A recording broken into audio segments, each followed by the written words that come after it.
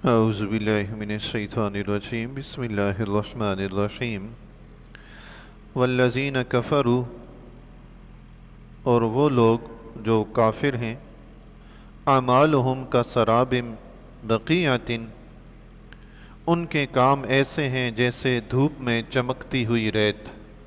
سراب، صحرا میں کوئی جا رہا ہو یا کہیں ویسے سفر میں ہو، آپ کے ساتھ بھی ہو سکتا ہے کبھی ایسا ہوا ہو، آپ دیکھیں گے کہ روڈ پہ دور چمکتی ہوئی چیز ایسے نظر آتی ہے جیسے بندہ کہتا ہے کہ یہ پانی ہے دور سے نا۔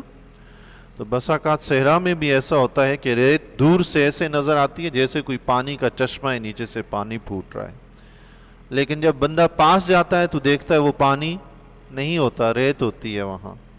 فرمایا یہ کفار کے اعمال کی مثال ہے، کیسے؟ جیسے سراب کی طرح ہیں ان کے اعمال۔ یحسبہ الظمآن ماء، جیسے پیاسا اسے پانی سمجھے، وہ سراب جو ہوتا ہے پیاسا اس کو پانی سمجھتا ہے۔ حتیٰ اذا جاءہ، حتیٰ کہ جب اس کے پاس پہنچتا ہے، لم یجدہ شیئا، تو اس کے پاس کچھ نہیں پاتا۔ ووجد اللہ عندہ، اور اللہ کو اپنے قریب پایا۔ اس کے پاس پہنچا، وہاں پانی تو نہیں تھا، اللہ اس کے قریب تھا۔ اس مثال کو سمجھنے سے پہلے ایک چھوٹی سی بات میں عرض کر دوں۔ بندہ کہیں صحرا میں ہو، پیاس کی شدت سے تڑپ رہا ہو، اور اچانک اس کو محسوس ہو کہ وہاں اس جگہ پہ پانی ہے، نظر آ رہا ہے، وہاں جائے، بجائے پانی کے آگے کوئی اژدہا بیٹھا ہوا ہو، بندے کی کیا کیفیت ہوگی؟ یا آگے کوئی شیر بیٹھا ہوا کھڑا ہو جائے، کیا کیفیت ہوگی؟ ڈر کے مارے کیا حال ہوگا بندے کا؟ بہت برا حال ہوگا، بیان نہیں ہو سکتا۔ اور دوسری بات یہ کہ وہاں اس کو پانی نہ ملے تو کتنی حسرت اور افسوس ہوگا کہ مجھے پیاس اتنی شدید تھی، یہاں تو پانی ہی نہیں ہے۔ حسرت اور افسوس بھی، ڈر بھی۔ اب اس کو یہ سمجھیں کہ قیامت کے دن یہ کافر جو اپنے اعمال کو اچھا سمجھتے ہیں نا، یہ ان کافروں کی مثال ہے جو آخرت پر عقیدہ بھی رکھتے ہیں۔ کچھ ایسے ہیں جو آخرت کا عقیدہ ہی نہیں رکھتے، ان کا عقیدہ یہ ہے کہ مرے تو ختم، بس کچھ بھی نہیں ہے۔ یہ یہود و نصارہ ہیں، کچھ دیگر کافر ہیں جن کا عقیدہ ہے کہ مرنے کے بعد اٹھنا ہے، اور وہ یہ سمجھتے ہیں کہ ہم جو کچھ اعمال کر رہے ہیں دنیا میں یہ بڑے اچھے ہیں، کل قیامت کے دن ہمیں ان کا اجر و ثواب ملے گا۔ جیسے پانی دیکھ کر بندہ اس کے پاس جاتا ہے نا کہ پیوں تو پیاس بجھے گی، ایسے یہ اپنے اعمال لے کے میدان معاشر میں جائیں گے کہ اب ان کا بدلہ ملے گا، لیکن بدلہ نہیں ملے گا، آگے خدا ہوگا۔ آگے کون ہوگا؟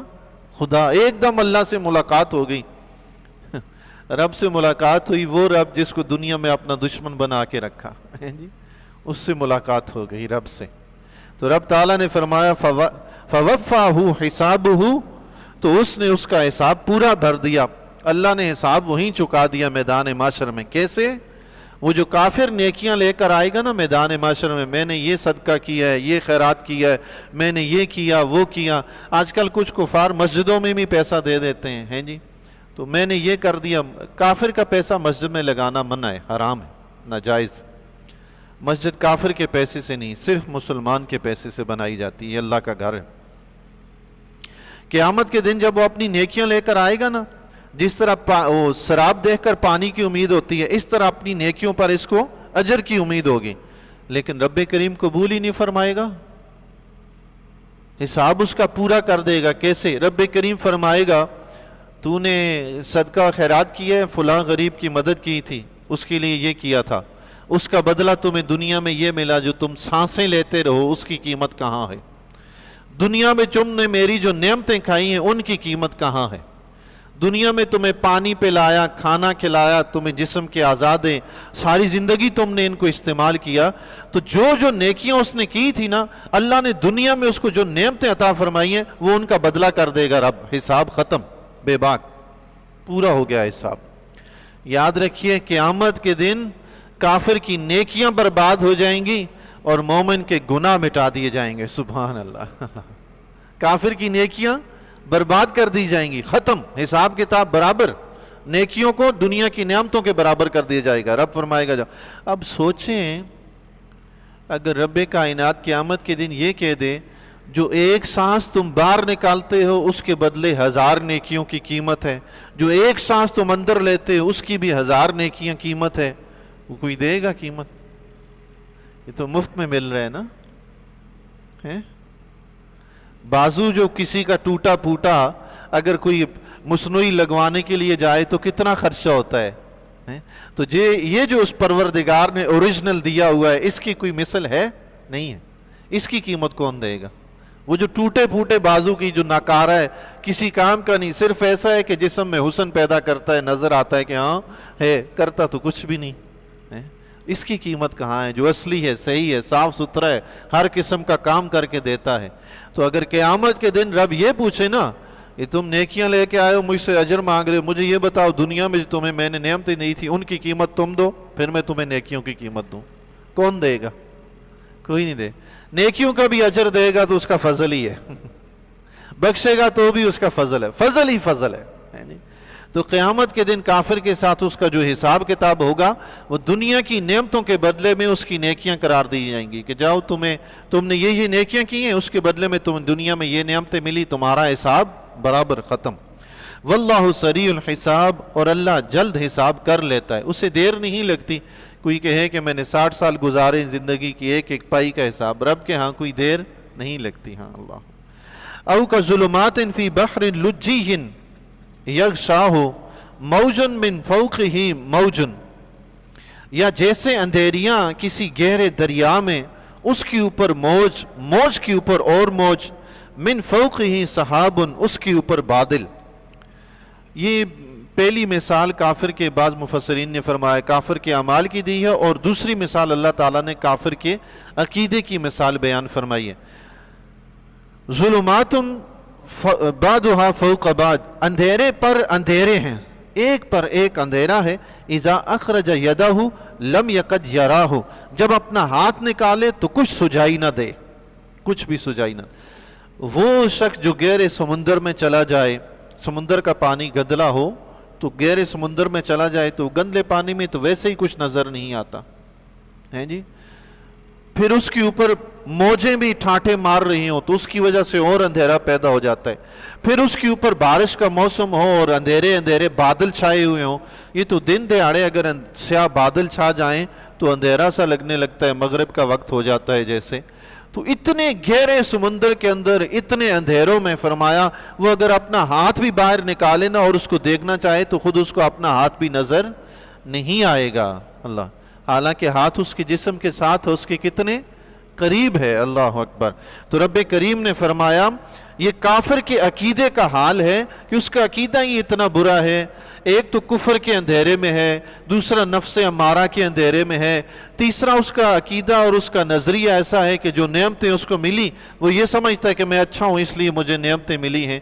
اور بھی اس کے اس طرح کے باطل خیالات، باطل نظریات ہیں. یہ سارے اس کے لیے اندھیرے ہیں جو اسے اسلام کو دکھائی نہیں دینے دیتے، اسے اسلام کی حقیقت نظر نہیں آتی. ان اندھیروں کی وجہ سے جیسے گہرے سمندر میں گرے ہوئے کسی شخص کو اپنا ہاتھ دکھائی نہیں دیتا، ایسے ہی اس کفر اور گمراہی کے گڑھے میں پڑے ہوئے شخص کو اسلام کی حقانیت نظر نہیں آتی. جب تک ان چیزوں سے نکلے گا نہیں اسلام کی حقانیت نظر نہیں آئے گی. آیہ مبارکہ کے شان نزول کے متعلق مفسرین نے لکھا ہے کہ شیبہ بن ربیہ حضور علیہ الصلوۃ والسلام کی آمد سے پہلے اس نے رہبانیت اختیار کر لی تھی، دنیا کو ترک کر دیا تھا، رب کی تلاش جاری تھی، دین حق کی تلاش جاری تھی. لیکن جب حضور علیہ الصلوۃ والسلام تشریف لائے تو وہ ایمان نہیں لایا، یعنی پہلے سے ہی کچھ غلط نظریات گھڑ کے دل میں بیٹھا ہوا تھا. جب حضور تشریف لائے تو وہ گندے عقائد اندر سے نکالے گا، گندے نظریات اندر سے نکالے گا تو حضور کی حقانیت سمجھ آئے گی نا. تو پھر وہ حضور علیہ الصلوۃ والسلام پر ایمان نہیں لایا. اسی طرح عتبہ بن ربیعہ کے بارے میں آتا ہے. عتبہ بن ربیعہ، شیبہ بن ربیعہ دونوں بھائی تھے. عتبہ بن ربیعہ کے بارے میں بھی آتا ہے کہ یہ بھی دین کی تلاش میں تھا، موٹے موٹے کپڑے پہنتا تھا، بڑی کوشش کرتا تھا کہ میں بڑا نیک پارسا بن جاؤں. لیکن جب حضور علیہ الصلوۃ والسلام تشریف لائے تو یہ بھی ایمان نہیں لایا. وجہ دل کے اندر جو چھپا ہوا کفر تھا حضور کے بارے میں، وہ اندھیرا ہے. کفر سب سے بڑا اندھیرا ہے. نفس امارہ اس کے اوپر ایک اور اندھیرا ہے. اور پھر ایسا نظریہ بندے میں پیدا ہو جائے کہ مجھے نعمتیں اس لیے ملی ہیں، میں اللہ کا پیارا ہوں، یہ ایک اور جہالت کا اندھیرا ہے. اللہ اکبر. یہ نعمتوں والا کام مومن کے ساتھ بھی ہو سکتا ہے. نعمتیں ملتی ہیں نا، بندہ نہ نماز پڑھتا ہے، نہ نیکی کے کام کرتا ہے، نہ اللہ کے دین کی طرف آتا ہے، نعمتوں کی بارش ہوتی رہتی ہے، وہ سمجھتا ہے میں اللہ کا زیادہ پیارا ہوں، لیکن اس کو پتہ نہیں ہوتا کہ یہ رب کی طرف سے ڈھیل دی جا رہی ہے. اللہ تعالی ہمیں سیدھے راستے پہ چلنے کی توفیق عطا فرمائے. رب نے فرمایا وَمَن لَّمْ يَجْعَلِ اللَّهُ لَهُ نُورًا، اور جسے اللہ تعالیٰ نور نہ دے فَمَا لَهُ مِن نور، تو اس کے لیے کوئی نور نہیں ہے. اللہ، یہ نور ہدایت رب کی طرف سے، رب کے فضل سے ملتا ہے، جسے رب نہ دے کوئی لے نہیں سکتا. علامہ قرطبی نے تفسیر قرطبی میں تفسیر ثعلبی کے حوالے سے ایک حدیث مبارکہ نقل فرمائی ہے. حضرت انس رضی اللہ تعالیٰ عنہ نے فرمایا، حضور علیہ الصلوۃ والسلام نے ارشاد فرمایا، اللہ تعالیٰ نے مجھے نور سے پیدا کیا ہے، ابو بکر کو اللہ نے میرے نور سے پیدا کیا ہے، عمر اور عائشہ کو اللہ تعالیٰ نے ابو بکر کے نور سے پیدا کیا ہے، تو جو شخص مجھ سے محبت نہ کرے، ابو بکر، عمر اور عائشہ سے محبت نہ کرے، اس کے لیے کوئی نور نہیں ہے. اللہ اکبر، سبحان اللہ. فیصلہ فرما دیا حضور علیہ الصلوۃ والسلام. ان کی محبت ہے تو ایمان سلامت ہے، ان میں سے اگر کسی ایک کی بھی محبت نہیں تو نور ہدایت بھی نہیں ملے گا. اللہ تعالیٰ تمام صحابہ کرام، تمام اولیاء اعظام، اپنے تمام محبوب بندوں سے کما حق محبت کرنے کی توفیق عطا